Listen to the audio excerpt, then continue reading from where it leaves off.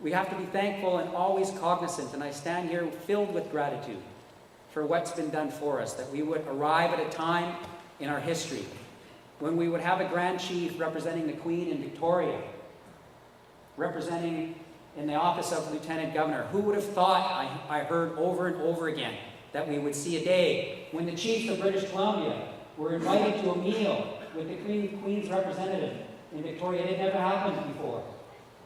Who would have thought, I was told by the elders up in the interior, that I could tell the story of losing feeling in my fingers. It was so cold as I stood on the roof of the Museum of the North American Indian in Washington, D.C. in sub-zero temperatures when a man took the oath of office, standing on the steps built by slaves, the first African American president.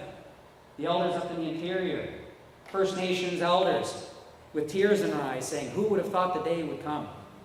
Or that I could be in the House of Commons with my granny, my 88-year-old granny, who, by the way, isn't here because she's working. Yes, 88 years old. She works as an elder at Kakawis Family Development Center in my territories. Now, if that's not inspiring, I don't know what is. That's a granny, just like my grannies and my aunties here, who express belief. They express support. They say, you know what, you can accomplish anything you set your mind to. And so who would have thought that we would have had an opportunity to sit there as a grandson with a grandmother and a father. A father was taken from the age of 4 and put into a school and told that his language was wrong. And sit in the House of Commons and hear a Prime Minister utter for all Canadians and say what happened in the past was wrong, it should have never happened to begin with, but it will never happen again in the future. Who would have thought that we could see a day arrive at a time like this? The struggles that have gone on, the over 40 court decisions that First Nations have won, the sacred treaties that the ancestors signed, forging that early relationship of one of mutual recognition and respect. We need to work back and bring the essence of that early relationship and implement it in an honorable way. I believe now is our time to do that. I believe in the sorts of things expressed by John Ralston Saul, and if you hadn't read this book, my staff, I know that I drive them nuts, because I give them reading lists all the time. Truce About Canada, Fair Country.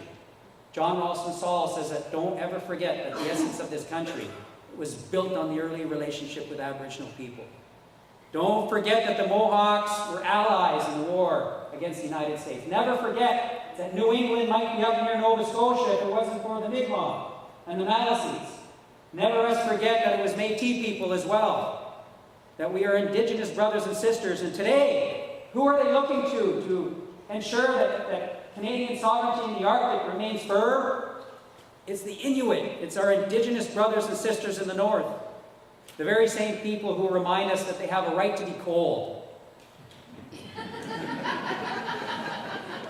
They have a right to be cold.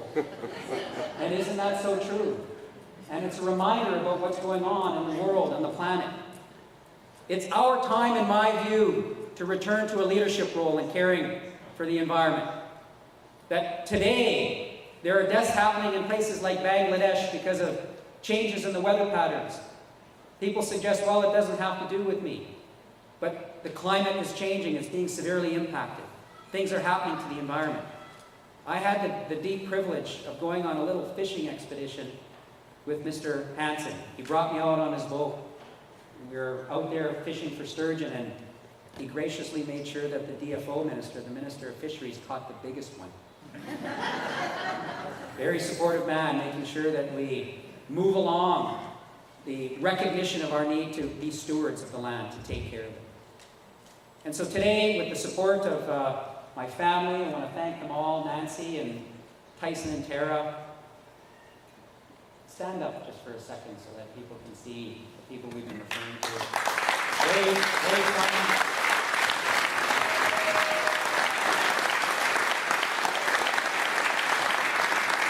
So very thankful to have their support. Tara's in full-time university at Vancouver Island University, and it's either a blessing or I don't know what, that her dad is the chancellor there.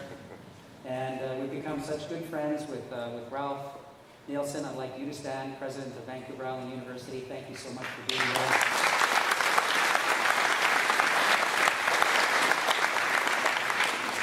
We have much of our family. Nancy's family is here. Fred and Verna.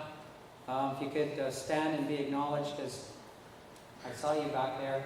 Wave to everyone. Thank you for being here.